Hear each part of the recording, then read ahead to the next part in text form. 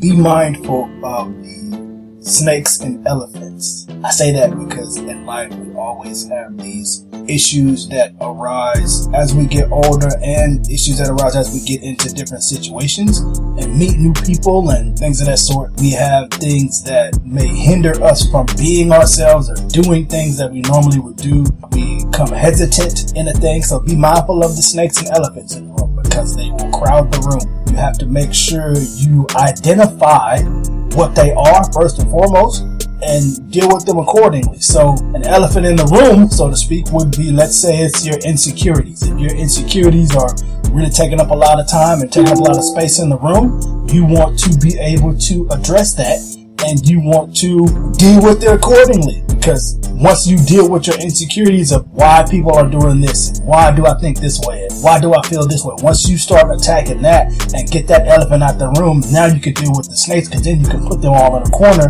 and start slowly chopping their heads off as they rear their head, because you don't see them until they start to pop up.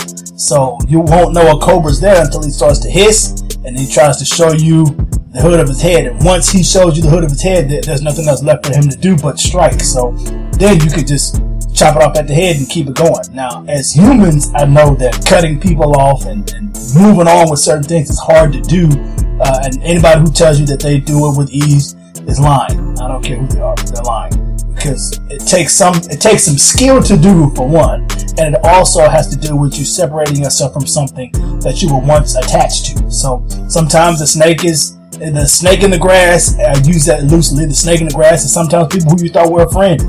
Or the snake in the grass is someone who you thought had your best interest at heart, or something that you thought was really going to pan out, and they kind of switched it up on you, and they switched up and it wasn't the way you thought, and they really didn't feel how you thought they felt. That would be considered somewhat a snake in the grass. But you need to deal with them just as you like to deal with the elephant in the room, because you can't walk around the elephant for too long, because then another one may enter. So you need to deal with the elephants and deal with the snakes so you can move on and progress and be better, right?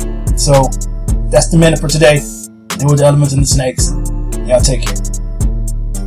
This is Darrell Forte, and you have just listened to the Motivational Minute. If you like what you heard, please feel free to share it with a friend and encourage them to share as well.